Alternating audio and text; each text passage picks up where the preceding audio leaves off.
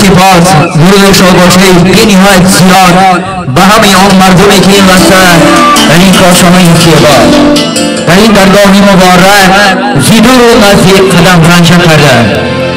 قدم یک و یک شما ای عزیزان ای دوستان این لحظه ها نوری دیده و تاج سر است از آن صاحبانی این کاشانه این درگاه مبارک، زیرا که صاحبان این درگاه برادر عزیز و گرامی ما اخی محمد علی جان و مادر گرامی با هزاران امیدها رازها نیازها امروز تنتنه بزم جگربند خویش را برگزار میکنند.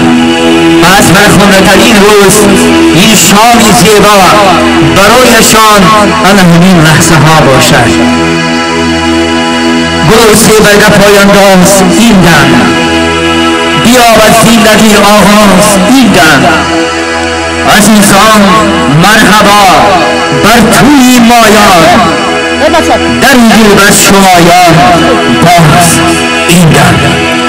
قدم مبارک هر یک شما ای دوستان ای کلی اولاد مهمانان و اهل همسایگان نور دیده و تاج سر باشد. بزم عشق است بود باقی دیگر اینجا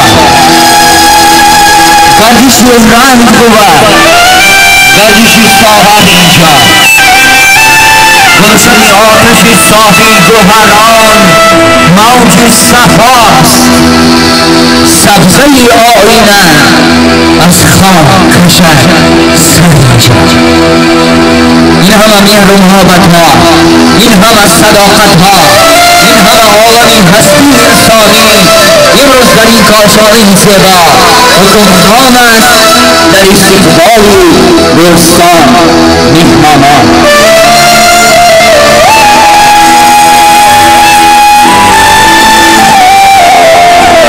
میخواهم آسمان ماند با آدم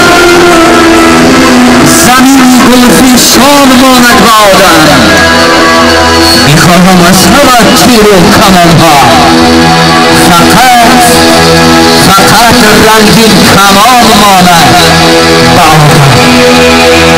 بخاری خوشبختی عاشقان این محفل زیبا آغاز می‌گردد از دنیای ترانه‌های بی‌نهایت خوب و شوخ و جفا از آن زیبای احساسات پر از مهر و محبتی اهل هنر گروهی هنری اهل هنرمندان اینجا رو این سرزمین باستان برای شما ای گل عروسی نازنین بخشانگانان